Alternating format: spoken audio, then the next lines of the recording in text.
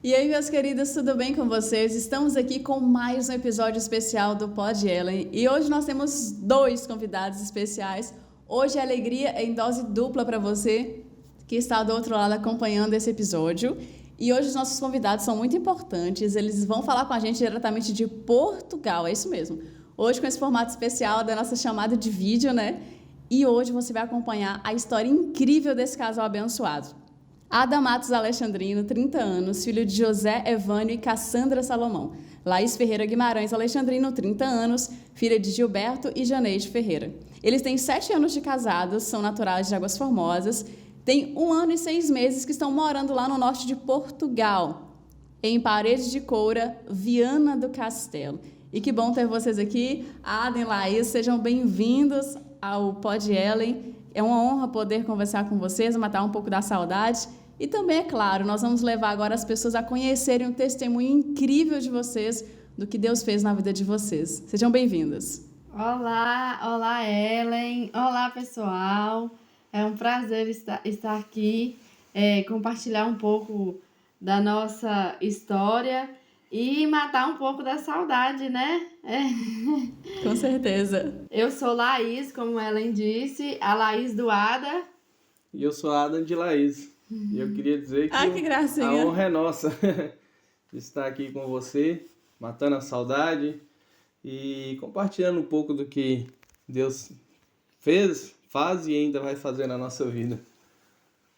Glória a Deus. Laís e Ada, primeiro eu já quero começar com a pergunta de prática, a gente normalmente usa aqui com todos os convidados, que é a infância de vocês. Conta um pouquinho da história de vocês. Você quer falar primeiro? Você fala. Olha, minha infância, meus pais eles se divorciaram muito cedo, né? Eu não experimentei aquela família tradicional, né, que todo mundo conhece, a família conservadora. Eu eu já lembro já da minha infância, eu já morando com meus avós. Eu não lembro de eu morando com meu pai ou com minha mãe ou com os dois. Eu já lembro de eu morando já com meus avós em Crisólita. Igual você falou, eu sou natural de Águas Formosas, mas eu sou crisolitense de coração. E então eu fui criado com meus avós até uns 5 anos de idade. Inclusive eu chamava minha avó de mãe. Eu não, eu não até então não conhecia minha mãe.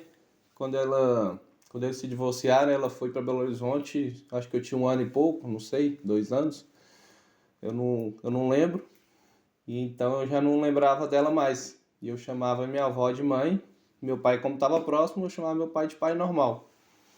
E aí, com 5 anos eu fui a primeira vez para Belo Horizonte, conheci minha mãe, assim, como diz, Como sem ser mãe. como mãe, sem ser um bebê, né? Que eu me recordo, foi a primeira, de lembrança, foi a primeira vez que eu vi ela. E aí eu fiquei 1 mês em Belo Horizonte. Foi mesmo tempo muito ruim, ao mesmo tempo muito bom, porque era tudo muito novo, né? Uma cidade grande, conheci várias coisas. A primeira coisa que eu lembro, que eu conheci, que eu amei, foi pizza. Olha, Eu lembro que minha mãe falou, vamos comer uma pizza, e eu entendi pista. E eu, caramba, como é que come pista? Como é que eu vou comer uma pista? E ficava imaginando, será que tem carro no meio, alguma coisa assim do tipo. Mas... E muito sofrimento, porque foi a primeira vez que eu fiquei longe da minha avó, foi a primeira vez que eu separei do meu irmão. Então, assim, eu chorava muito, mas ao mesmo tempo eu curtia muito, porque conheci várias coisas, parque e essas coisas que eu não tinha visto nem em televisão e eu pude vivenciar. Acho que mais é isso, minha infância. E legal. depois desse tempo, a gente foi uma adaptação, meu irmão e eu fomos morar com minha mãe em Belo Horizonte. E aí, se não me engano, foi com 5 anos mesmo, nós fomos para Belo Horizonte. E aí mais um sofrimento, ficar separado da família, separado dos amigos que eu tinha. Aquela vida livre de interior, né? Eu tava comentando com Laís isso hoje, que no interior a criança já fica livre, né? Já vai na casa do colega sozinha, vai jogar bola, vai no rio e tudo que a gente fazia. E quando eu cheguei lá em Belo Horizonte, minha mãe morava em um apartamento. E assim, a gente se sentia sentia preso. muito preso. A sorte nossa era que o apartamento era novo e, se não me engano, morava 2 ou 3 pessoas no apartamento. Então o apartamento ficava... Logo quando a gente mudou, na verdade, só morava mais um além de nós. Então o apartamento ficava vazio, a gente tinha espaço para brincar e tudo, essa era a vantagem.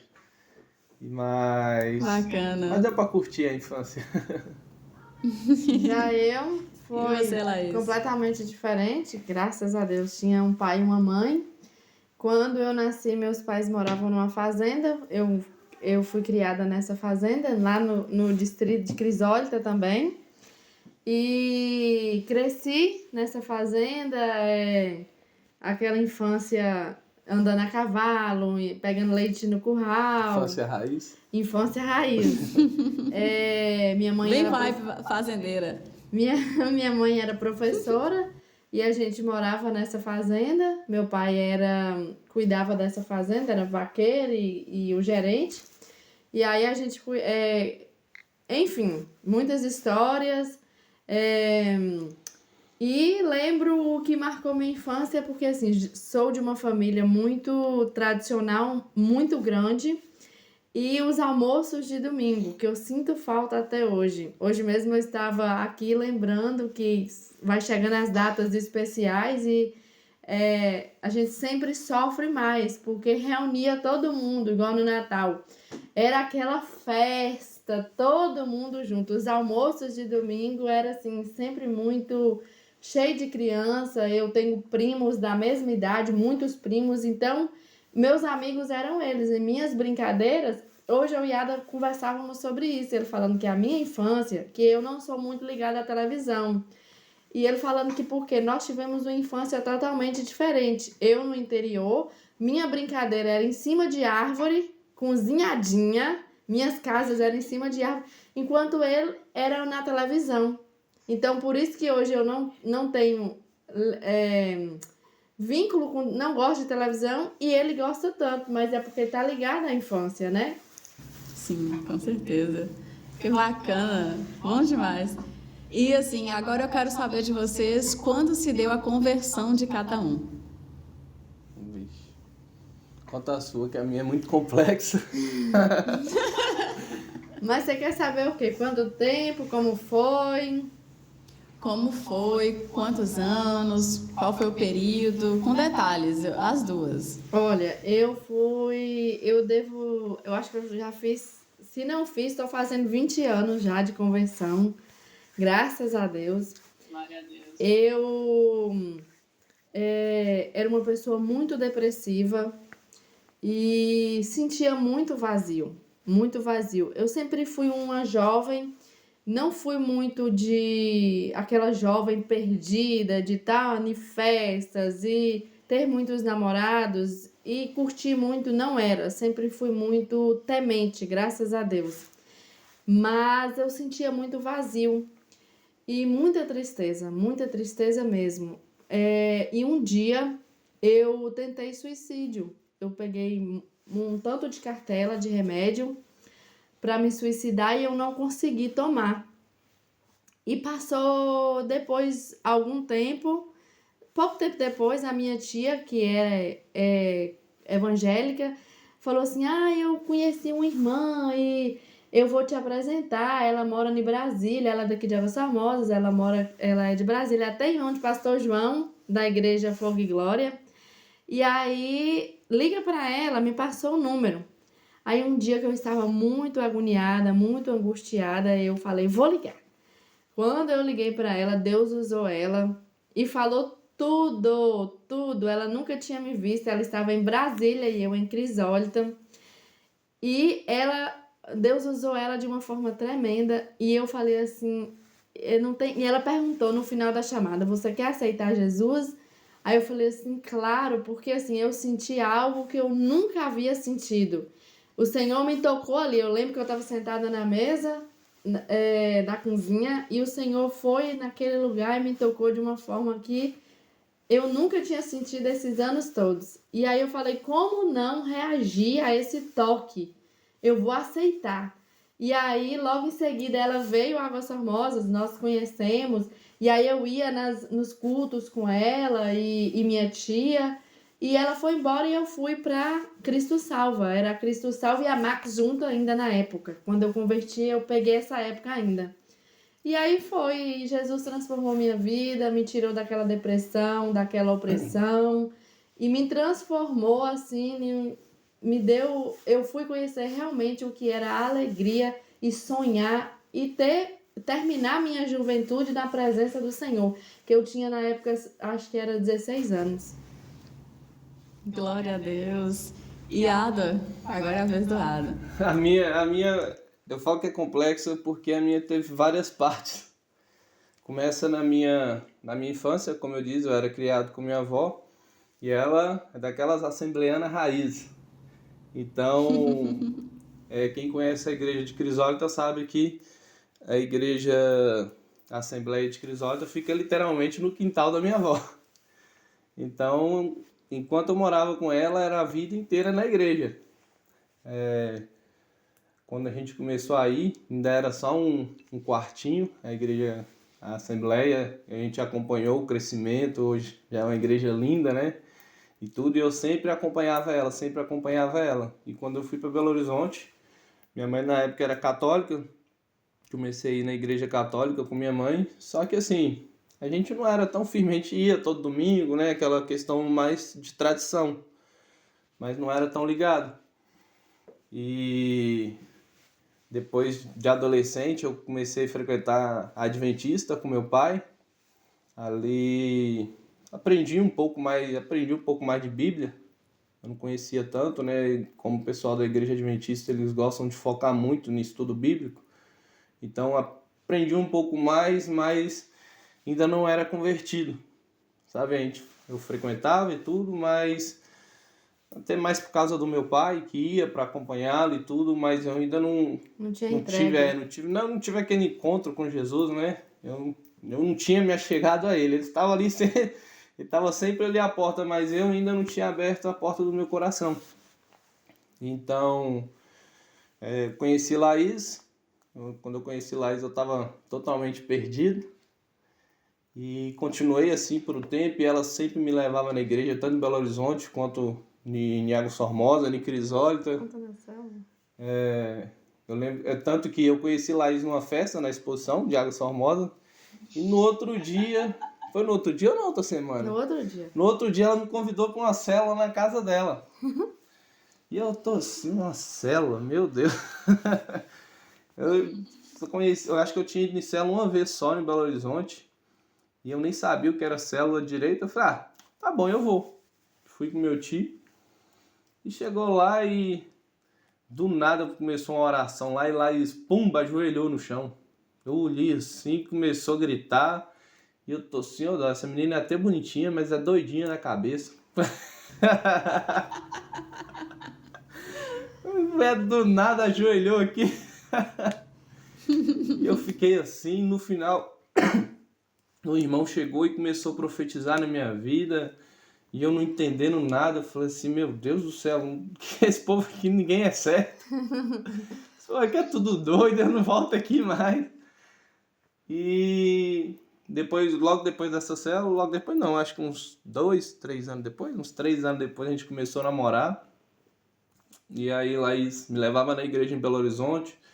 Eu gostava do ambiente, mas... Tinha resistência. Além da resistência que eu tinha, sabe quando você sente que falta alguma coisa? Eu não sei, sempre me faltava algo. E até então, até o dia que... eu acho que eu cheguei num ponto na minha vida que, sabe quando você se vê assim no beco sem saída mesmo, no fundo do poço, em tudo, já estava bebendo muito. Na época do namoro eu traí a Laís. Eu tinha outros relacionamentos e a vida toda perturbada, assim, e tudo. E chegou um ponto que Laís me deu um ultimato. Ela falou assim, ou você vem ou a gente termina. Você morava no Belo Horizonte. Sim, porque eu morava no Belo Horizonte e ela em Crisólita. E eu ainda fiquei resistindo muito. Até que ela descobriu uma outra traição minha e terminou comigo. Nesse momento que ela terminou foi o gatilho que eu tive. A gente já tinha Valentina, né? E eu falei assim, olha, se eu não tomar uma decisão agora, eu vou perder minha família. Porque, como eu disse, eu nunca tive família convencional, eu como filho.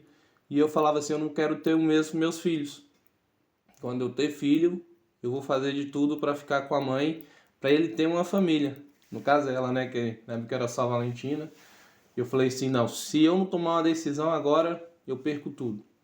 E eu falei, eu vou embora. Falei com todo mundo, com meus melhores amigos, com minha família, eu falei, vou embora. E todo mundo, não, você tá doido, você estuda, você trabalha, você já tem trabalho, você vai lá pro interior, nem sabe se tem trabalho. Eu falei, não, eu vou embora. E na época a Laís não queria nem conversar comigo, eu pedi meu tio, Pedro Paulo, para conversar com ela. Falando que eu tava indo embora e que era para ficar com ela e que ela tinha que me aceitar, que eu tava indo embora ela querendo ou não. E assim, e o diabo tenta intervir quando vê que a gente quer uma mudança, mas Deus sempre envia anjos. Na época, quando eu pensei em ir embora, um ex-patrão meu, que eu trabalho no supermercado, e lá gira em torno de gerentes, não fica na mesma loja. Um gerente fica 2 anos e sai, fica 2 anos e sai. E um gerente que eu tinha começado a trabalhar me chamou para trabalhar na outra loja com ele, no supermercado, e para me promover de cargo. E eu fiquei assim, mexido. Falei, meu Deus. Falei, agora, será que eu vou embora mesmo? Será que isso é um sinal para eu ficar e tudo? Eu vou crescer profissionalmente? E o atual gerente dessa loja que eu tava, ele era pastor, seu João. E como ele era um pastor, e ele sempre me dava conselhos, que às vezes eu chegava de ressaca, às vezes eu chegava ainda bêbado no serviço, e ele sempre me dava conselhos, sempre me dava conselho. E eu fui pedir um conselho para ele. Falei, seu João, tô pensando em ir embora e tudo, para ficar com minha família. Só que eu recebi essa proposta e tudo, ser promovido. Ele falou assim, Adam, se fosse para você ser promovido, eu te promovi aqui nessa loja. Mas vai embora. Vai ficar com sua família. Eu falei assim, mas eu não tenho serviço lá. Eu falei assim, eu preciso ser mandado embora. Porque para eu conseguir, né, o seguro e tudo, para eu ter um tempo de estabilizar. Ele falou assim, se for por isso, eu te mando embora no final do mês. Eu falei, então me manda embora. E aí, foi quando eu decidi, fui embora. Eu falei, se eu for embora, eu vou mudar de vida. Mas se eu for para ir para alguma igreja, eu não quero só ser crente de banco. Eu vou ser ativo. E foi quando a gente... Laís era da Cristo Salvo ainda, de Águas Formosas. Eu falei com ela, olha, Laís, não dá certo a gente mora em Crisólita, a gente não tem carro e ficar congregando numa igreja em Águas Formosas. Vamos ficar aqui em Crisólita, tem a igreja batista, que Pedro Paulo é meu tio, é o líder de lá até hoje, né? E eu falei, vamos ficar frequentando aqui, ver se a gente gosta.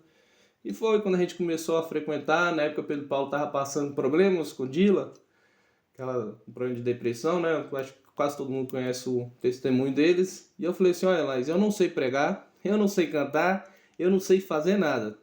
Se tem uma coisa que eu sou bom em festa.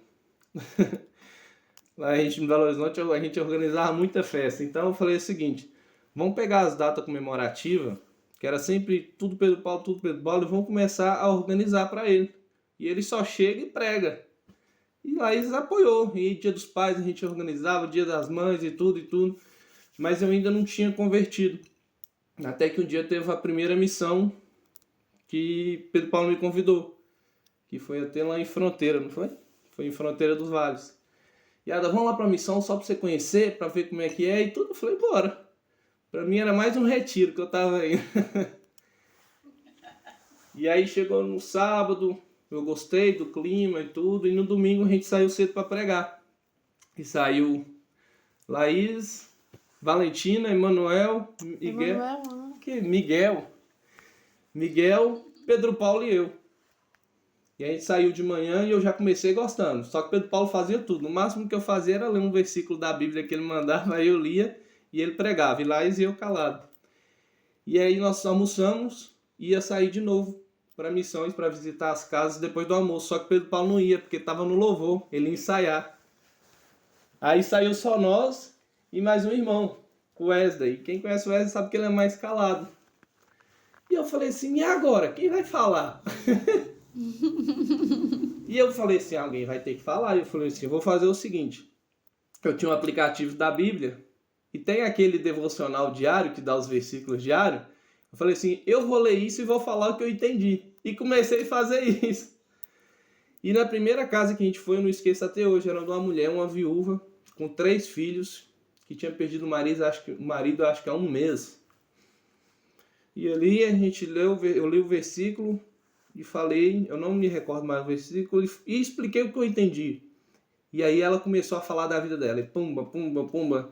E eu acostumado, morando em Belo Horizonte, uma cidade maior, onde que ninguém se abre com ninguém, ninguém conversa sobre a vida, e eu tô assim, essa mulher nem me conhece, tá se abrindo toda pra mim, e a mulher chorava, e eu sem entender nada. E eu só sei que no final Laís orou, e na hora o Espírito Santo veio no meu coração. É isso que faltava. Foi isso que você nasceu pra E fazer. aí, exatamente, foi isso que você nasceu para fazer, missões. Você ser um missionário. E aí, naquele momento, eu senti...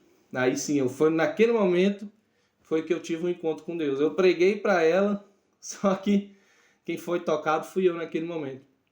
E aí, a partir daí, a gente começou terminou as missões, e à noite, a cada pessoa que a gente visitou, que chegava lá para o culto, aquilo no meu coração explodia de alegria, eu tinha mais convicção, e a partir daquele dia foi quando eu tive um encontro com Deus, foi quando eu entendi o meu propósito, o nosso propósito, né, de levar a palavra de Deus, e foi quando eu realmente me converti.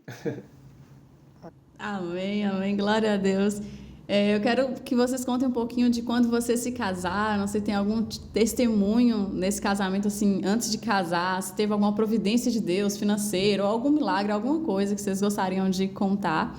E também, como é que foi essa trajetória aí, logo depois que a Ada entendeu o propósito, Laís também. Como é que foi esses próximos anos na Igreja Batista? O que fizeram que marcaram a vida de vocês? Conta um pouquinho pra gente desse depois, o pós.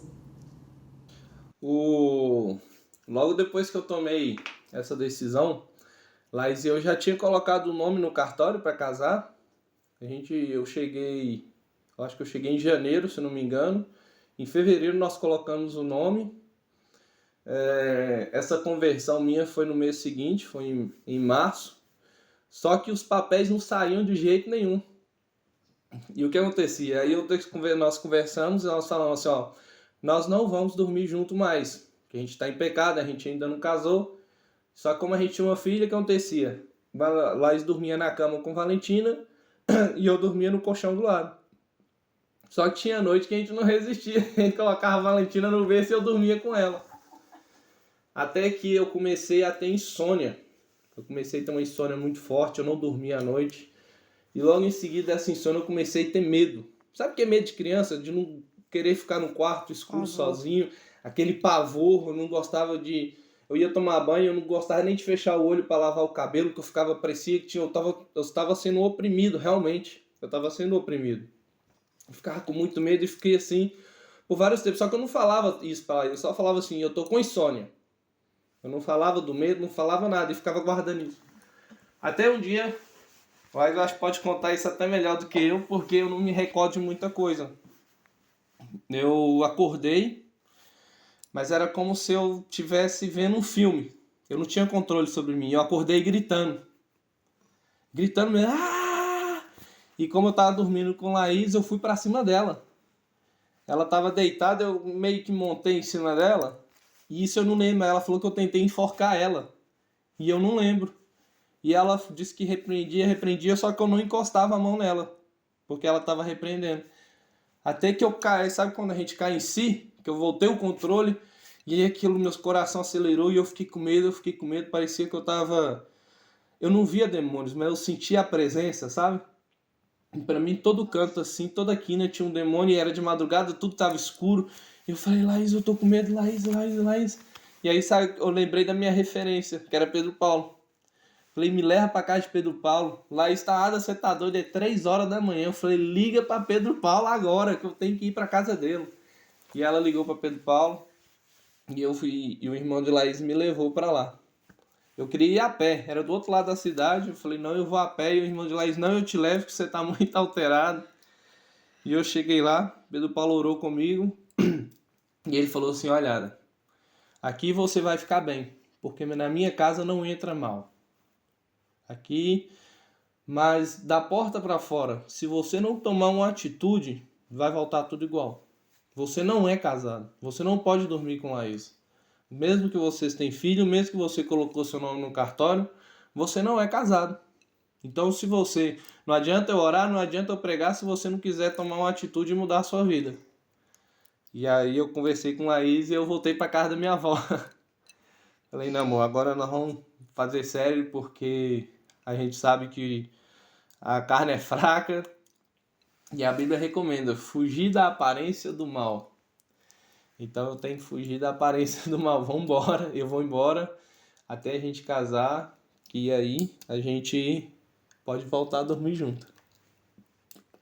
Quer acrescentar alguma coisa? Não, aí foi quando nós ficamos esse tempo separado e até que os papéis saíram. E até então a Ada estava desempregada, recebendo o seguro, e no mês que nós casamos o seguro acabou, era o último mês. E eu lembro de uma pessoa sempre me falando, o Di, sempre falava assim, olha, se você quer ver as portas dos céus abertas, casa.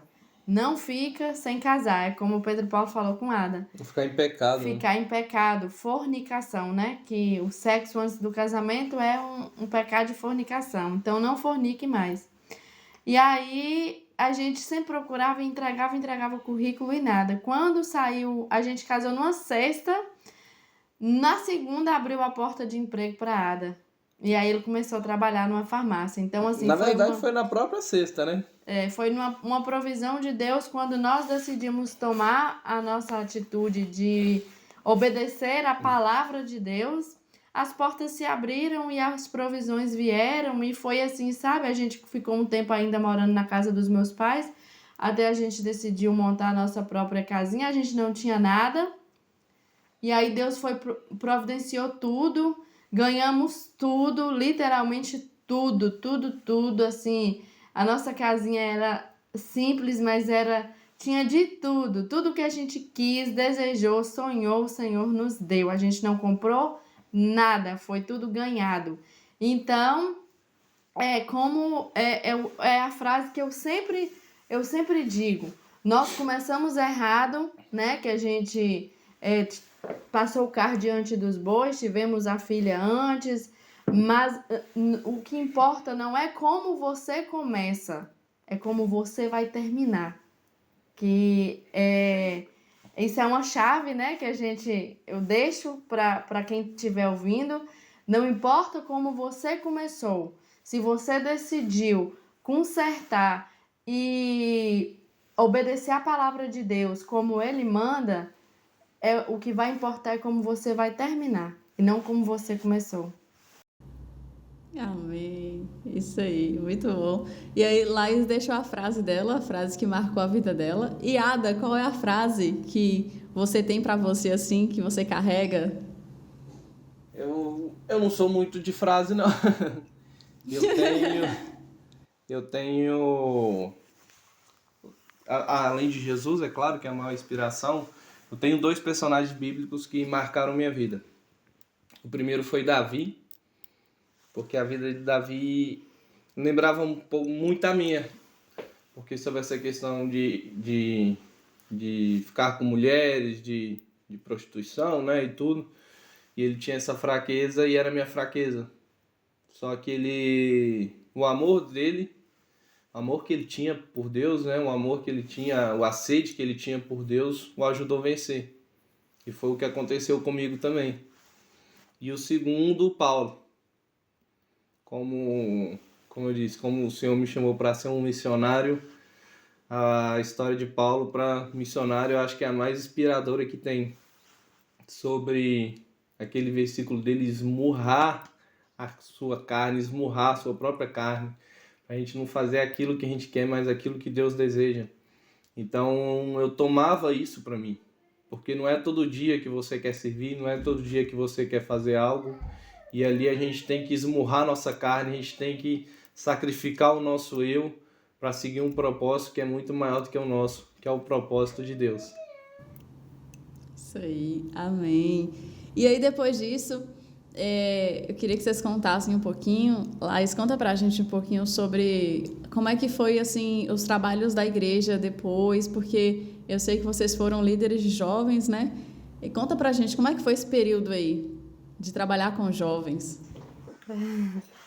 Assim, foi uma época muito. Como que eu falo? A gente tirou grandes lições. Temos um convidado a mais. Especial. Emanuel. Dá tchau. Foi difícil, foi bem difícil, mas tiramos muitas lições, aprendemos muito, foi muito bom, temos muita saudade de tudo que nós vivemos, né? Ela tá perguntando, trabalhar com jovens. Foi algo, foi algo que aconteceu assim, bem naturalmente, sabe? Logo quando a gente chegou em Águas Formosas, lá eu tinha muita resistência sobre a pegar cargos de liderança, sabe? Era tanto que sempre nas reuniões eu nem ia. E aí, de início, o pastor Pedro conversou com Loura e Loura foi lá e me fez essa proposta de pegar a liderança junto com ela. Então, eu aceitei, porque ela me explicou o projeto e tudo, eu aceitei e foi algo que aconteceu assim, muito naturalmente, sabe? Você que fez parte disso, né? Você sabe o tanto que a gente se encaixava. A nossa amizade, como pode dizer, estava essa amizade no propósito de Deus, as coisas acabam fluindo mais fácil. Então, a gente estar ali reunido não era uma obrigação, era um prazer que a gente tinha, uma alegria. Então, assim, como Laís falou, foi uma época de muito aprendizado, a gente teve sofrimento também, mas a maturidade vem com sofrimento. Então, a gente tinha sido líder, eu de homens, dos homens e Laís de mulheres lá em Crisólita. E eu vou falar a verdade. Quando eu lembro das minhas atitudes como líder, eu fico até meio com vergonha. Porque na época eu não tinha a preparação, sabe? Eu tinha vontade, tinha o desejo, mas eu era muito imaturo na fé ainda. Então eu sei que eu cometi vários erros. E nessa liderança de jovens, foi onde eu continuei errando, é claro, mas foi onde que eu amadureci bastante nesse quesito de liderança, sabe? Foi onde eu aprendi bastante com vocês, onde que eu aprendi bastante com o pastor Pedro. É sempre importante a gente ter um relacionamento com o nosso líder, né? Primeiro é nosso relacionamento com Deus, mas ter um relacionamento com o nosso líder de aprendizado, saudável e de aprendizagem. É tanto que eu ia lá para a igreja só para conversar com ele e saía de lá como se eu tivesse tido uma aula, um estudo bíblico. Às vezes a gente não aproveita os nossos líderes o tanto que a gente deveria aproveitar. A gente tem eles ali, como eu não sei se eu posso dizer isso, como um santo, um intocável no altar. E um líder não é assim. Um pastor tem relacionamento com suas ovelhas. E a gente tem que aprender isso. A chegar, a conversar, a ter aquele relacionamento. Porque era assim o ministério de Jesus. Ele pregava conversando com os apóstolos. Era uma conversa ali, ele pregava e ele ensinava, era algo natural. Então, para a gente ter um relacionamento desse, a gente tem que ter intimidade com os nossos líderes também. E nessa época, eu aprendi muito, muito, muito com o pastor Pedro. Amém. Inclusive, o Lugar de Glória é um projeto que vocês iniciaram, né? Hoje até vim com a blusa do Lugar de Glória. Não sei se dá para ver toda. A blusa do Lugar de Glória. Que a gente fez na época, né? O que foi o Lugar de Glória para vocês? Foi assim, algo que o Senhor começou no nosso coração. Eu sempre gostei muito de casa cheia. De ir lanchar lá em casa, fazer comida e tá todo mundo junto, porque, como eu falei, vem de lá de trás da minha infância, né? Então, de estar todo mundo reunido. Então, eu sempre gostei disso, de todos sentar à mesa. E nasceu lá em casa, vendo futebol, com um projeto. Nós fizemos um projeto que aproximou muito a gente, foi antes do Lugar de Glória, de colocar cartazes de madrugada na rua, nos Verdade, eu pontos me lembro. específicos. Então, isso aproximou muito e foi nascendo isso. A gente viu a necessidade de ter algo que chamasse a atenção dos jovens, algo de jovem para jovem, né? Então, e aí foi o Lugar de Glória, foi como a Ada falou, foi onde a gente foi muito usado por Deus, mas também nós aprendemos muito mais do que nós derramamos. Então, o Senhor derramou muito em nós e nós aprendemos ali naquela caminhada. E eu falo assim que um lugar de glória está nascendo aqui em Portugal, né? Assim, nós Ai, que bênção! estamos sempre reunindo e eu falo que agora vai ser um novo lugar de glória, com novas línguas, novas nacionalidades, né? Porque quando a gente reúne, tem várias nacionalidades, então vai ser um lugar de glória diferente, mas assim, que é do coração de Deus. Não é um projeto meu e nem de Ada, é do coração de Deus. Amém, glória a Deus. E assim, agora eu quero saber de vocês, como é que foi a mudança para Portugal, quando vocês decidiram mudar para ir, como é que foi essa mudança drástica, né, na vida de vocês e como tem sido esse tempo, esse período aí em Portugal? Ai, foi uma mudança muito difícil. De Quem início. vê, corre. Quem vê. Como é que aquela. Close, não vê, corre. Não vê corre, não vê lágrimas, não vê os sacrifícios. Meu Deus, é muito difícil. Quem vê nas redes sociais, às vezes a gente posta, mas ficar longe da família e essa mudança é muito difícil. Muito difícil. Ai, no início eu tive muita resistência. Lá eles sempre falavam, vamos sair do Brasil. Eu falava, tá doida? Jamais, nunca. Não, de jeito nenhum. E eu sempre também pensando nas crianças, ainda mais em Valentina, porque ela estava alfabetizando, né? E eu pensava, lá eles falavam talvez Estados Unidos. Eu falava, meu Deus, a menina não sabe nem o português, vai ter que aprender inglês. Não, não vou. E por causa da minha família, a gente...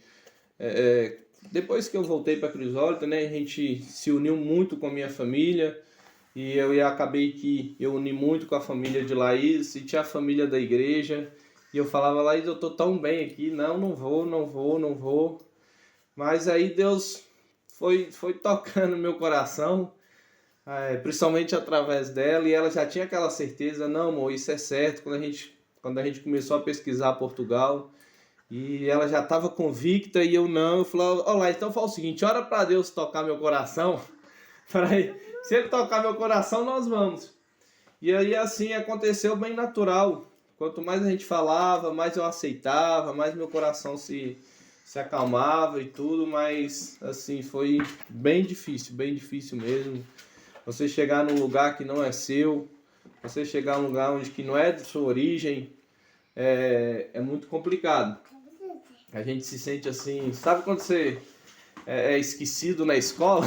Quando você está assim, meu Deus, eu tô sem ninguém, eu tô abandonado. Você olha pro lado, olha pro outro, não conhece ninguém. Eu vou te falar a verdade, foi muito difícil. Eu tenho certeza que se eu não tivesse vindo com minha família... E sabendo que é um propósito. A gente já tinha abandonado o barco e voltado tudo pro... Eu acho que menos de 2 meses eu já tinha ido embora, já. Eu já tinha ido embora. Olha, apesar de tanta dificuldade e meu Deus, é dificuldade mesmo. Tantas lutas e tantas dificuldades. Eu e Ada aprendemos uma lição ao vir para Portugal. É que a gente tinha tudo no Brasil, né? Tinha uma casa, tinha forro de cama, tinha eletrodomésticos, tinha tudo. Você conheceu minha casa, você sabe. Nós viemos para cá, nós tivemos que desfazer de tudo. E não é fácil, não pensem que é fácil. teve um dia que quando eu falei assim, não, hoje eu vou vender as coisas, eu fui com aquela tristeza no meu coração e o Espírito Santo falou assim comigo: nada é seu. Você veio nua para o mundo e você vai voltar nua. Nada é seu. Você não leva nada. Não pense que você vai estar... que isso é seu, porque não é. E o que você conseguir lá também vai ser seu temporariamente, porque nada é nosso. Então, foi o que eu aprendi. E aí, aquele processo de desfazer das coisas não foi tão difícil, porque o Espírito Santo foi ministrando isso ao meu coração.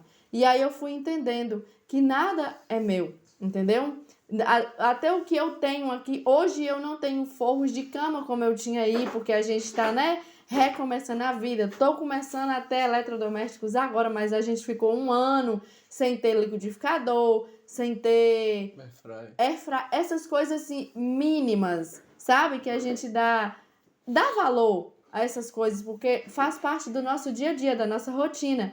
Mas a gente vive muito bem sem cobre-leito, sem coberta, sem liquidificador, sem milhares de jogos de toalha. Então você vê que nós, seres humanos, somos muito apegados a coisas e que não são nossas. Não são nossas. E outra coisa, quando a gente veio pra cá, muitas pessoas falavam assim, como a gente trabalhava com família, né? Falavam assim, olha, vocês vão pra tratar de famílias lá. Vocês vão para tratar famílias lá e a gente ficou com isso na cabeça. Olha, esse deve ser o nosso propósito em Portugal, tratar famílias. E chegando aqui a gente percebeu que a gente tinha que tratar uma família, a nossa. Aqui eu tive um entendimento, porque a gente só enxerga melhor quando a gente está vendo de fora. Quando a gente está vendo de próximo, quando a gente está dentro da situação, a gente não enxerga direito. E para quem me conhecia sabe que eu me doava muito no meu trabalho e eu me doava muito na obra. Isso acabava me deixando falho com a minha família. E isso tem sido a principal coisa que o Senhor tem nos tratado aqui, principalmente a mim. A ter tempo de qualidade com minha família. A realmente viver com minha família. E tem ensinado a Laís também a ser menos dependente da família. Porque aí no Brasil, se acontecer alguma coisa, ela ia correndo para a mãe dela. Ia se refugiar. Aqui não, a gente tem que se refugiar em nós mesmos. Em Deus e em nós. Sim, mas eu tô falando como família. A gente depende só de nós, só temos nós aqui, não tem mais ninguém para buscar. Então, por exemplo, se a gente brigou e passou por alguma dificuldade, a gente tem que se apoiar, mesmo brigado. Então, assim, Deus tem tratado muito nisso. A gente tem percebido que a gente amadureceu bastante nessa área, a gente cresceu bastante nessa área, a gente ainda está evoluindo nisso, mas a família que a gente tinha que tratar era a nossa. Hoje nós temos um lar totalmente diferente e às vezes as pessoas pensam assim, então tá 1000 maravilhas. Não tá 1000 maravilhas não, porque uma parede, quando ela é construída, mal construída, a gente não adianta a gente passar uma argamassa por cima e pintar não. A gente tem que quebrar tudo. E começar do zero. Então, a parte de quebrar é difícil. A parte de quebrar, a parte de a gente de aprender, de reconhecer é muito difícil. Então, aí no Brasil a gente discutia, mas a gente quase não brigava. Aqui a gente voltou a brigar muito. A gente voltou a discutir, mas por causa disso, porque a gente está quebrando a parede para reconstruir uma parede muito mais forte do que a gente tinha aí.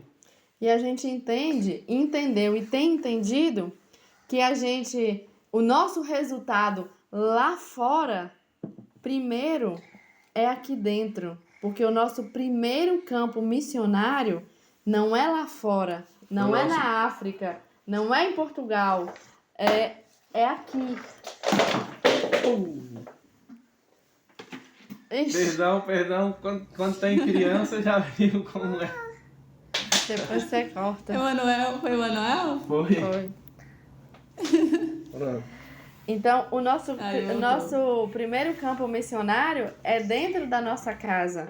E se a gente não vive o que a gente resulta lá fora, o lado de fora não vale. É superficial. É superficial. Então, o que o Senhor tem mostrado pra gente e tem nos despertado a isso, sabe? E é um ministério que a gente mais corria, era de casais e de família. A gente falava, não, isso não é pra gente. Quantas vezes eu já subi no púlpito chorando, o Ada sabia. E eu falava, eu não vou dar conta, eu não quero esse ministério, eu não quero isso. E a gente entendeu que é esse ministério que o Senhor tem pra gente. Só que primeiro a gente está sendo quebrado, desfeito, e o Senhor está refazendo como Ele quer, né? Porque a gente... o nosso dever é atrair a glória do Senhor, né? Então, primeiro a gente tem que viver para que a nossa vivência venha atrair a glória do Senhor e venha transbordar na vida das pessoas, né? Então é isso. E Com certeza, muito bom. A gente já está chegando ao finalzinho. Eu queria que vocês falassem rapidamente sobre Emanuel e Valentina, que no início aqui da biografia eu nem citei os dois, mas os bichinhos são seus filhos, né? Fala um pouquinho deles, depois deixa um abraço para as pessoas também que vocês desejarem. A gente já está chegando ao final. Filho para mim é um sonho realizado. Eu sempre quis ser pai, desde novo, sempre quis ser pai, sempre tive esse sonho e graças a Deus, Deus realizou em nossas vidas. Assim, o de Valentina não foi como não foi nada planejado, mas foi o que, assim, eu não sei se eu posso dizer isso, porque como foi antes do casamento, foi um erro, mas foi um instrumento de Deus na minha vida. Porque eu tenho certeza, porque naquela época que Laís e eu só namorávamos, se não tivesse, assim, já não tivesse Valentina, a gente já tinha terminado. Se a gente tivesse terminado, aí eu não teria ido embora. E talvez hoje eu ainda estaria naquele caminho que eu trilhava, se não tivesse pior. Eu teria chegado no fundo do poço e talvez não teria visto a luz. Porque tem a luz, mas nem sempre a gente enxerga. Então, assim, Valentina foi um instrumento enorme que o Senhor usou para a transformação da minha vida. E Emanuel é nosso mimo, é nosso mascotinho. Ele sim foi planejado, eu sempre quis ter mais um, e aí eu demorei muito tempo para convencer Laís. E quando veio só para completar ainda mais nossa alegria. Como diz a palavra, filhos são bênçãos, são heranças do Senhor. E assim, depois que a gente vira pai, a gente consegue ter noção muito maior de como é o amor de Deus. Porque se a gente tem esse amor tão grande pelos filhos e sabe que nosso amor não chega nem aos pés do amor que Deus tem por nós, então a gente começa a ter noção do tamanho do amor, do cuidado que Deus tem por nós. A gente vê nas nossas atitudes de pais falhos, a gente é capaz de fazer tantas coisas e a gente pensa, e Deus, que tem um amor muito maior. A gente tem tanta paciência com nossos filhos, imagina Deus. Nossos filhos erram, a gente tem esse poder de perdoar na mesma hora, de estar ali, de brigar, de corrigir, mas ao mesmo tempo logo tá ali abraçando e mimando. A gente pensa, olha, se eu falho, sou desse jeito, imagina meu Deus que é um pai perfeito. Amém, glória a Deus. Os filhos, como diz Ada, é herança do Senhor, né? A Bíblia já diz, e Ada também falou. É isso, é um sonho realizado, eu me transformei. Essa semana eu fiz uma retrospectiva, porque semana que vem a minha bebezinha faz 9 anos. E eu lembro como hoje eu vim ganhar neném e assim, a minha vida mudou completamente. Como diz uma frase que fala que depois você nasceu e eu renasci. E isso é muito verdadeiro. O filho nasce e a gente renasce. Eu posso dizer assim que eu sou outra pessoa e eu sou realizada com a minha família. E eu tive, como eu contei lá no início, eu tive uma família tradicional, mas uma família muito disfuncional, sabe? Assim, de pais muito... brigava muito, meu pai sempre traiu minha mãe, aquela coisa toda. Outro dia eu estava até compartilhando com uma amiga do trabalho e ela falou assim, meu Deus, pela sua história era para você nem querer ter casado, pela sua história. Mas assim, eu amo ser casada, eu amo ser mãe, eu amo ser esposa, porque eu sinto que eu estou cumprindo a minha missão. Essa é a minha missão, de ser esposa, ser mãe. Não é fácil, é a missão mais difícil que tem, de criar filhos, educar filhos. Não é fácil, mas é algo muito prazeroso. E quando você tem Deus, assim, como seu orientador, aí ele fica um pouco mais leve. É por isso que nós vamos ter o terceiro.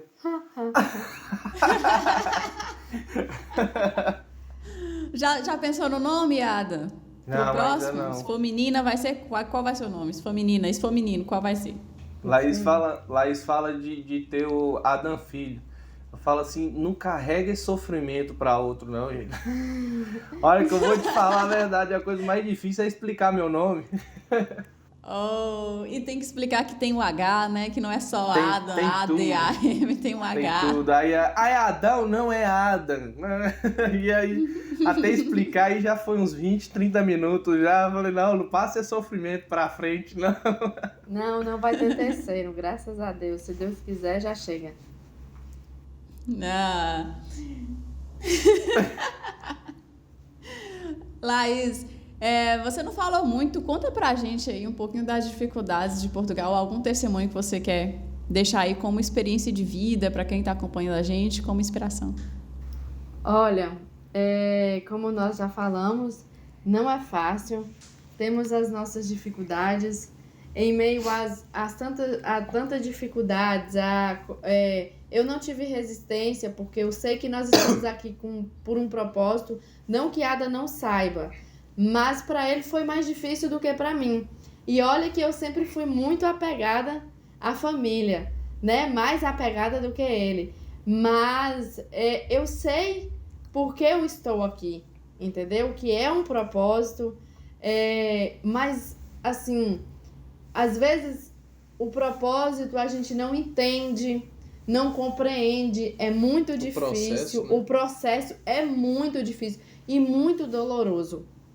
Mas em meio a um dos dias muito difíceis e a gente se sentindo estrangeiros, né? Assim, em país distante, uma cultura completamente diferente. Não vou mentir, não vou ser hipócrita. A gente sofre muito preconceito, a gente brasileiro. Existem pessoas maravilhosas, mas existe muitos portugueses que ainda tem muito preconceito com o brasileiro. Acha que todo brasileiro é bandido, que o brasileiro vai te passar para trás.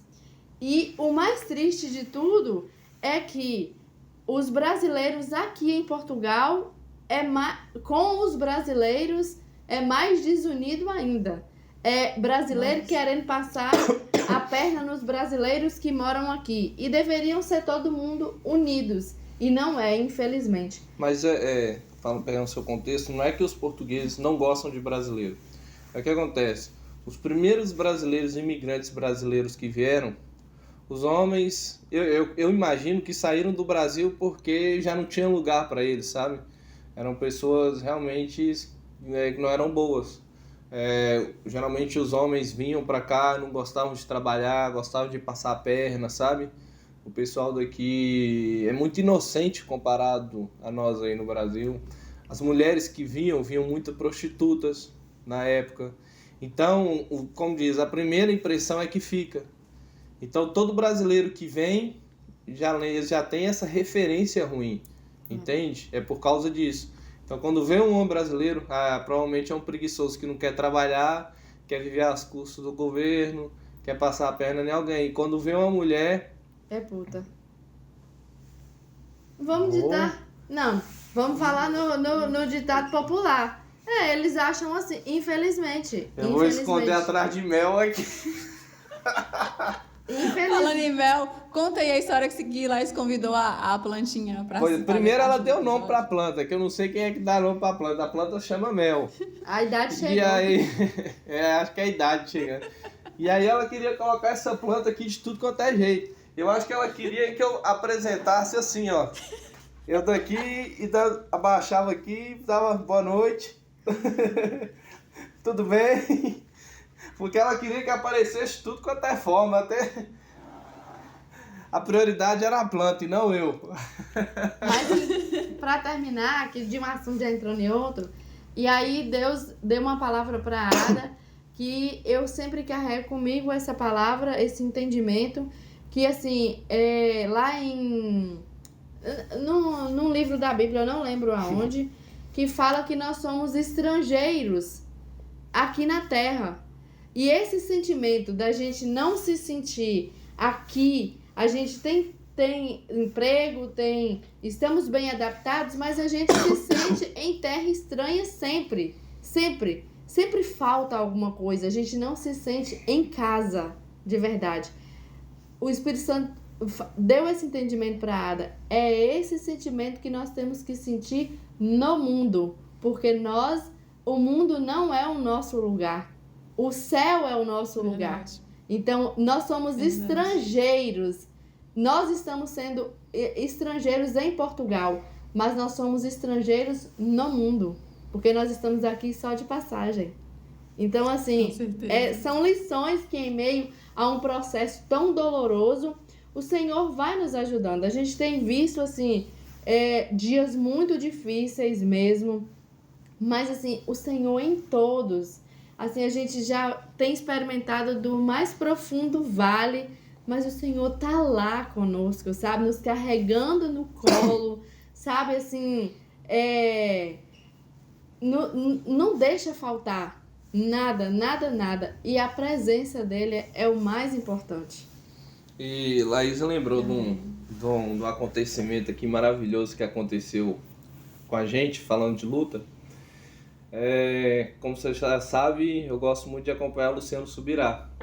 E uma vez eu questionei Laís, perguntei, sabe? Falei assim, amor, ele tem tanta experiência, toda pregação dele, ele coloca um testemunho em cima, toda pregação ele tem um testemunho em cima, e eu ficava assim, meu Deus, será que um dia nós vamos ter tanta experiência assim também, assim, tão maravilhosa? E Laís falou assim, claro, amor, com o tempo e tudo, a gente buscando, a gente tem que buscar igual ele busca e vamos ter. E aqui a gente não mora no centro da cidade. Daqui o centro ele chama de vila. E os que a gente chama de bairro, ele chama de freguesia. E a gente mora numa freguesia que fica a 5 quilômetros da vila. E então a gente tem que transportar muito. A gente anda mais ou menos, faz esse trajeto umas 4 vezes por dia. Então a gente acaba gastando muita gasolina. E teve uma vez que chegou já quase no final do mês, quando as finanças acabam apertando, né? Final do mês começa a passar o sufoco. E aí o carro ativou a reserva. Eu falei assim, Laís, pelo amor de Deus, o que nós vamos fazer? A gente tem que trabalhar, tem que levar as crianças para estudar, porque aqui os escolares, né, eles chamam de autocarro, só começam a pegar a partir dos 3 anos. Emanuel tem 2, então a Valentina poderia ir, mas eu teria que levar Emanuel, então já leva os 2, não faz diferença. E eu falei, Laís, como é que eu vou levar os meninos para estudar? Como é que nós vamos trabalhar? E agora? Laís, vão confiar no Senhor. Falei assim, então é a única coisa que ele tem para fazer, é só orar agora, porque não tem mais nada para fazer. Aí eu calculei, falei, olha, ele na reserva, ele deve rodar uns 50 quilômetros, eu acho. E a gente anda 40 por dia. E aí eu falei assim, vamos entregar na mão de Deus e uma hora para e aí a gente vê o que faz. E acho que faltavam uns 3 dias para receber, uns 2 ou 3 dias para receber. E Luciano Subirá, um tempo atrás, a gente tinha visto ele contando um testemunho sobre onde que ele tinha um carro que gastava muito. Não sei se você já viu esse. Eu já vi esse testemunho. A gente tinha acabado de ver esse dele, que ele andou não sei quantos quilômetros no carro sem gasolina. E eu falei assim, meu Deus, e agora? E eu com medo, porque assim, se acabar comigo sozinho, tudo bem. Eu gosto de andar, não tem problema. Eu falei, mas se com os meninos, acabar a gasolina com os meninos, andar com esses meninos no colo, pelo amor de Deus, no frio. Falei, que situação. E aí, mas Deus foi tão fiel que a gente rodou esses 2 ou 3 dias. Eu fiz questão de ligar o marcador da quilometragem. A gente andou exatamente 100 quilômetros com o carro Nossa. na reserva. Sem gasolina. Sem gasolina nenhuma. Caramba. Foi o tempo e a gente... Deus fez tudo no tempo certinho. Deu tempo da gente receber, da gente ir no posto de gasolina e abastecer. E o carro não deixou a gente na mão. Foi assim uma experiência incrível, maravilhosa que a gente teve com Deus. Uma das experiências, né, que a gente teve com Deus. E eu queria só voltar um pouquinho do que Laís falou, que a gente tem que aproveitar os momentos para poder, como ela disse, ligar uma chave na cabeça das pessoas que estão ouvindo. Ela falou sobre essa passagem, que eu também esqueci. Só que é sobre aquela passagem da galeria da fé. E aí, quando Deus fala de Abraão, a Bíblia fala de Abraão. Que Abraão, ele se sentia estrangeiro. E disse que o que fazia ele saber que ele voltaria para casa é que ele sempre lembrava de casa. Sempre via na cabeça dele a casa dele.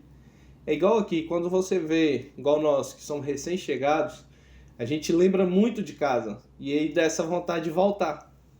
Então, gente, mas no Brasil era assim. Mas no Brasil era assim. E o pessoal que já está aqui há 5, 6, 7 anos, eles já não lembram do Brasil assim, sabe, com esse pensamento. Já não fica com o Brasil na cabeça. Eles já têm aqui Portugal como a casa deles. E por isso eles não têm esse pensamento de voltar. Então, se você quer ir para o céu, se você quer voltar de onde que você veio, que foi do Senhor, você tem que lembrar de onde que você veio. Você pode viver nesse mundo, mas com a cabeça lembrando de onde que você veio. Se você quiser voltar um dia, você tem que lembrar. Se você deixar persuadir por esse mundo, se você deixar esse mundo te ganhar e ficar com a cabeça nesse mundo, você vai ficar nesse mundo. Então a gente tem que tomar esse cuidado, sempre lembrar de onde que eu vim. Eu vim do Senhor. Então eu tenho que lembrar do Senhor todos os dias para eu poder voltar para lá. Se eu não lembrar, eu fico. É verdade, com certeza. Agora eu quero que vocês citem um filme que marcou vocês, um de cada aí. Meu um filme Deus que vocês gostam. Céu. É porque eu falei que nós somos viciados, eu principalmente viciado em ver filme, é tanto filme. Meu Deus, que me marcou. Cita um que te marcou e que você recomenda para as pessoas assistirem. Que vai que a pessoa que está assistindo e as pessoas que estão acompanhando agora... Pode ser 2? Pode ser dois. É porque é o seguinte, o filme que eu vou citar, que é o que me marcou, eu creio que todo mundo já viu, que é um filme que eu tento ver no mínimo uma vez por ano. É Paixão de Cristo. Eu ia falar, mas... Porque é um filme que eu acho que é o que mais não mostra 100%, mas que é o que chega mais próximo de mostrar o que Jesus sofreu por nós, mostrar realmente o que ele foi disposto a sofrer por nós, a passar por nós, a gente reconhecer esse amor. É um filme que toda vez que eu vejo, no final eu tô chorando igual uma criança, tanto que eu gosto de ver sozinho. E no final eu tô chorando igual uma criança. E o segundo, Paulo, apóstolo de Cristo. Bacana. Que é outro filme que é um tapa na cara, sobre a gente ver o sacrifício, não só dele, a gente vê o sacrifício de Lucas, a gente vê o sacrifício de Áquila e Priscila. Então, assim, é um filme que mostra que hoje a gente vive no paraíso. Sobre a questão da gente pregar a palavra, tanto aí no Brasil como aqui em Portugal, a gente não é impedido, a gente não é perseguido, a gente pode sofrer preconceito sobre isso. A gente às vezes recebe uma má resposta, mas a gente não é perseguido verdadeiramente como eles eram. A gente sabe que tem países que são, então e mesmo assim a gente se omite tanto. Então é um filme que chega no final, parece que você tomou um tapão na cara assim. A primeira vez que eu vi também foi um filme que eu liguei para Laís em prantos. Falei assim, Laís, que exemplo. Mas a gente tem que ser dessa forma. Você tem que ver esse filme, porque pra gente seguir esse exemplo de Paulo, ele esmurrava, voltando à frase, ele esmurrava sua própria carne. Ele fazia aquilo que Deus mandava. Ele não ligava para ele. Você vê que ele nem casou. Você vê que ele não tinha casa fixa. Ele ficava rodando. Ele vivia como se fosse, entre aspas, um mendigo. mas porque o foco dele era totalmente em Cristo. Amém. Sei. E o meu Você, Laís? é aquele... Ah, eu não sou muito ligada a isso, mas é a superação, o milagre da fé, Superação milagre. daquele do menino que cai no gelo, porque eu gosto muito por conta do poder da oração, né? Da mãe orando. E um que eu gosto muito, eu não sei se ele é classificado como gospel, mas que me tocou muito foi A Cabana. Não sei se ele chega a ser gospel, mas fala de Deus e dá muitos exemplos. E eu queria pegar um gancho, que eu estava comentando com minha mãe sobre isso hoje. Nós, muitas vezes, sentamos na cadeira, que tem uma parte lá do filme, que do julgamento, achamos que nós somos juízes e começamos a julgar o nosso próximo. E nós não somos juízes de nada. Nós não sabemos, não temos esse poder de julgar ninguém. Então, eu sempre lembro dessa questão. E a questão das dificuldades, é como eu sofri um acidente há um mês e meio atrás. E eu fiquei muito abalada. Nós perdemos um carro num período de 1 ano. Nós perdemos 2 carros. A Ada sofreu um acidente, eu sofri o outro. E perdemos 2 carros. Então, assim, o carro que eu sofri o acidente foi para sucata, foi pro ferro velho. O meu também. E o de Ada também. Glória a Deus, estamos vivos, foram livramentos. Mas, assim, só quem passa por isso sabe que não é fácil. A gente tem que lidar com o trauma. E a vida adulta, ela não nos dá escolhas de parar. Eu tive que, mesmo com o trauma, mesmo com a ansiedade, mesmo chorando, continuar dirigindo, porque eu precisava trabalhar, eu precisava continuar a minha rotina. Só que há momentos, como eu disse, que o processo a gente não entende. É difícil, é muito difícil, é doloroso. E muitas vezes nós nos sentimos ofendidos com Deus. E o Espírito Santo falou isso comigo essa semana. Laís, não se ofenda comigo. E eu sentia ofendida. Eu falava, Deus, por que o Senhor permitiu? Eu estou viva, sabe? Eu estou viva. Então, assim, ao invés de eu olhar para isso e agradecer, eu estava questionando por que, Senhor? Por que o Senhor permitiu? Mais um prejuízo e tal. O carro é o de menos, entendeu? E naquele filme, ele se vê ofendido sempre. Sempre. E no final ele vê que Deus estava sempre com ele no filme A Cabana. Então, muitos de nós, muitos cristãos, estão dentro da igreja ou até mesmo fora da igreja, ofendidos com Deus. Então, assim, eu queria dizer para você, não se ofenda com Deus. Deus não sai do controle nunca. É difícil, tem situações que é difícil da gente aceitar, é difícil da gente entender, da gente ver uma luz, sabe? Mas Jesus está conosco, é como eu disse. Quando a Ada estava contando da questão da gasolina, o Espírito Santo falou assim, eu poderia muito bem ter provido o dinheiro para vocês ter colocado gasolina. Só que eu deixei... E a gente não ia saber que era ele. Assim. Exatamente. E aí eu deixei vocês sem gasolina para vocês saberem que era eu. E para vocês terem um testemunho para contar e uma experiência. Então, assim, você que está nos vendo aí, talvez você está pedindo a Deus uma providência. Você está clamando por uma resposta. Mas o Senhor está dizendo a você, está te fazendo enxergar que Ele pode te mandar, mas Ele não quer, porque Ele quer te levar a um nível além, quer aumentar a sua fé e quer te mostrar que Ele pode todas as coisas. Ele pode fazer o impossível. É igual eu lembrei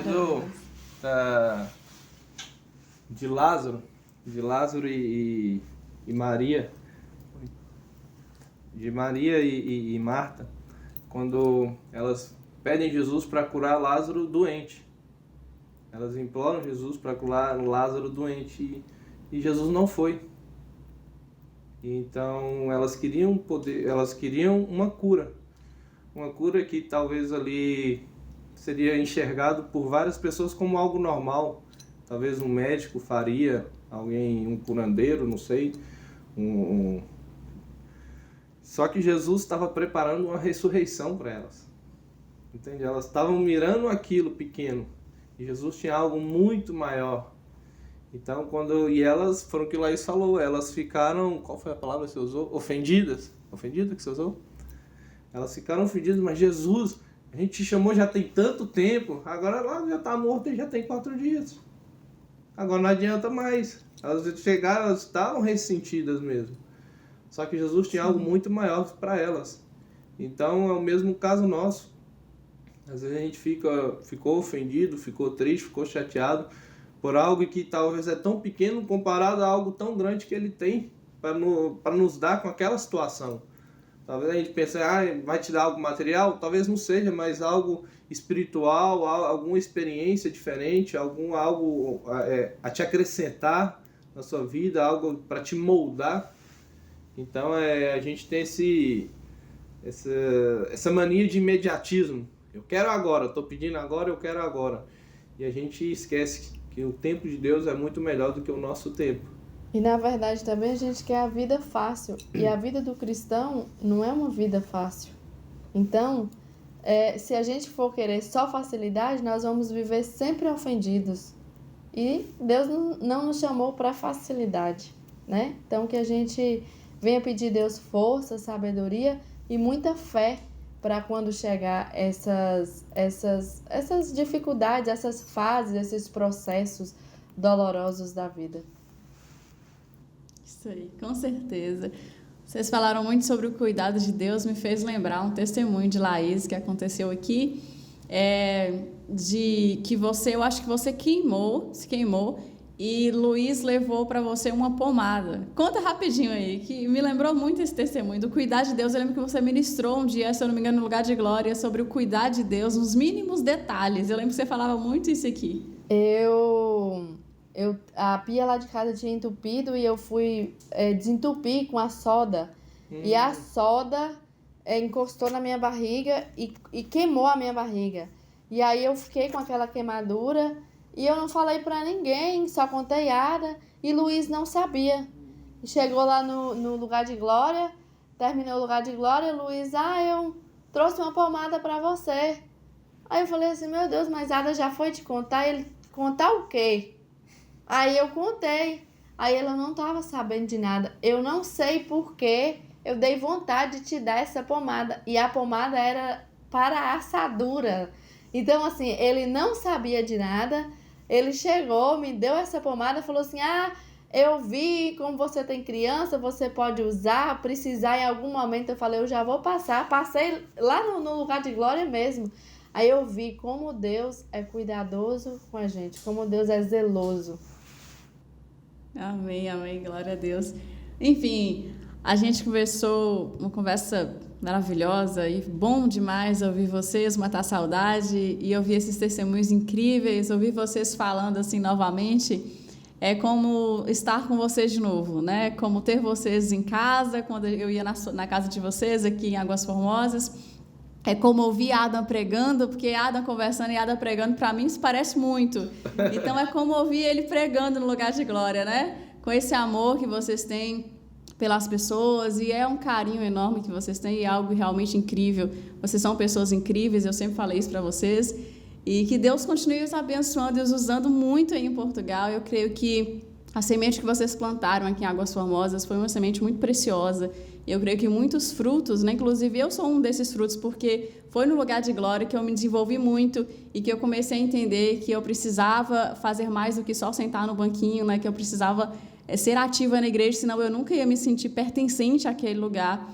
E glória a Deus pela vida de vocês. Eu creio que não só na minha vida vocês foram um canal de bênçãos, mas também na vida de muitos jovens, de muitas pessoas, casais, famílias, aqui em Águas Formosas. Eu creio que o propósito do Senhor só iniciou aqui, mas que tem muita coisa para acontecer e para rolar. E eu creio que aí em Portugal é com certeza um lugar onde o Senhor vai usar vocês grandemente de uma forma preciosa, já tem usado, mas muito mais, né? Eu creio que daqui uns meses eu vou ouvir de vocês testemunhos ainda maiores, né? Vocês vão experimentar muito mais em Deus do que já tem experimentado. O Senhor já está fazendo grandes coisas. O testemunho de Ada sobre o carro é incrível, é impressionante.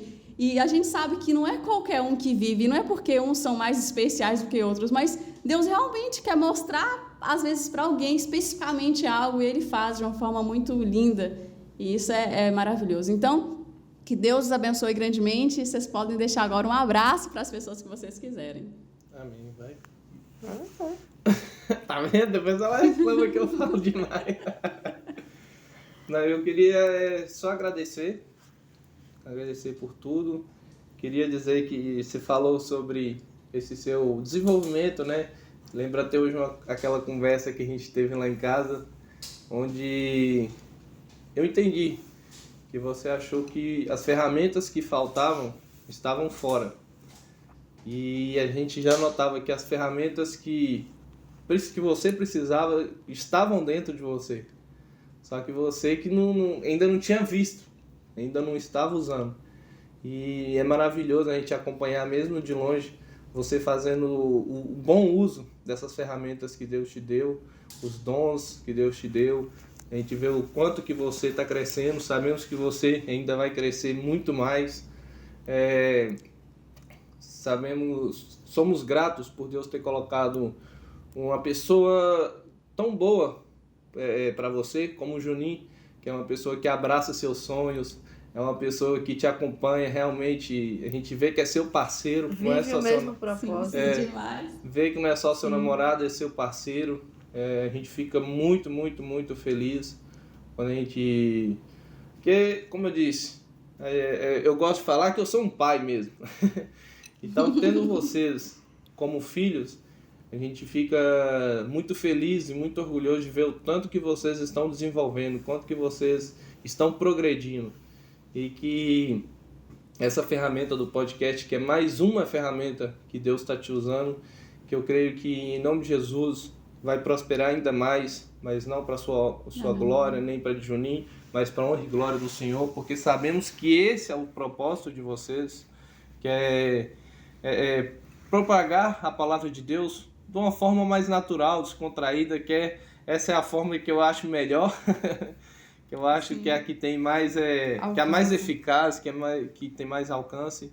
Então eu tenho certeza que já vidas foram transformadas, foram impactadas com outros testemunhos, com o seu, e que ainda vai ser muito mais, que isso é só o início de grandes coisas que Deus tem que fazer na vida de vocês.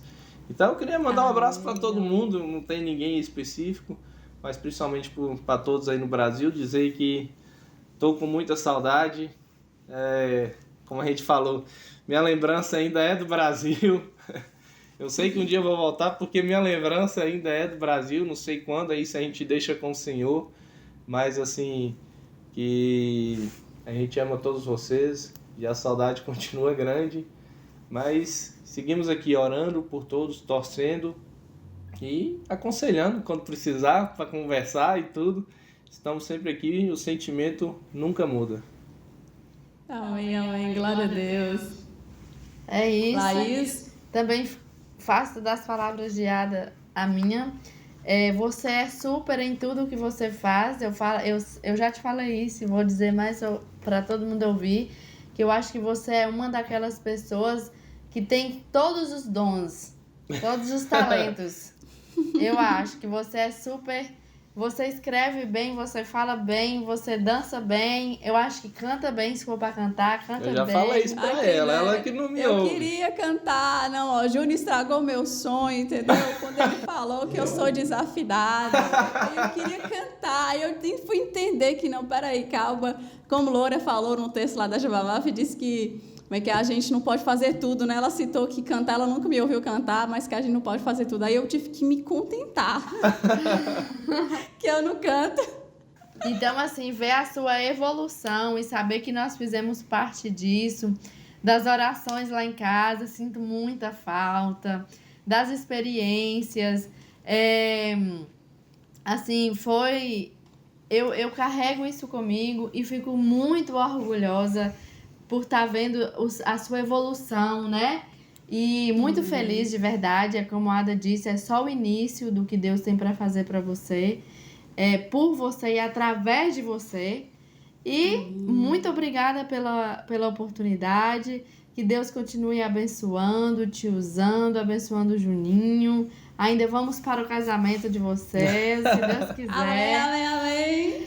E... Olha aqui, se a gente for fazer uma cerimônia, já vou convidar desde agora, um pré-convite. Se a gente for fazer a cerimônia, que eu não sei se a gente vai casar só no civil, se vai ter uma cerimônia, mas se tiver a cerimônia religiosa, vocês vão ser nossos padrinhos, viu? Aí, Um dos nossos padrinhos. Eu quero só ver, vocês vão ter que sair de Portugal para vir aqui. Vai, então você já tem que avisar a gente com antecedência para a gente já começar a programar. E eu queria mandar um beijo para todo mundo que está nos assistindo, para a família Batista. Sinto muita saudade, muita saudade. E para a maninha, para painho, e para todos a minha família, as pessoas que eu gosto, que estão assistindo. Então, um beijo, muita saudade e espero que a gente encontre em breve. Isso aí, amém, amém, amém. Foi bom demais ter vocês aqui. Uma maravilha mesmo, um grande privilégio. Deus abençoe vocês muito. Um beijo no coração de Valentina, no coração de Emanuel e no coração de vocês. Viu? Fica o meu abraço. Obrigada. Deus abençoe grandemente. Obrigada, amém. Obrigado. Tchau. Tchau. Tchau. Muito bem, este foi mais um episódio especial do nosso Pod Ellen, hoje com a presença de Ada e Laís, que abrilhantaram esse episódio, deixaram aqui uma história de vida e um testemunho incrível daquilo que Deus tem feito na vida deles, e nós cremos que Deus fará muito mais. A você que acompanhou esse episódio, eu convido você a se inscrever nesse canal, a deixar o seu like, a deixar o seu comentário também, a compartilhar com seus amigos, com sua família, tá? Compartilhe o bem. Pod Ellen, o ponto de luz em meio ao caos do mundo. Até a próxima e um beijo no seu coração.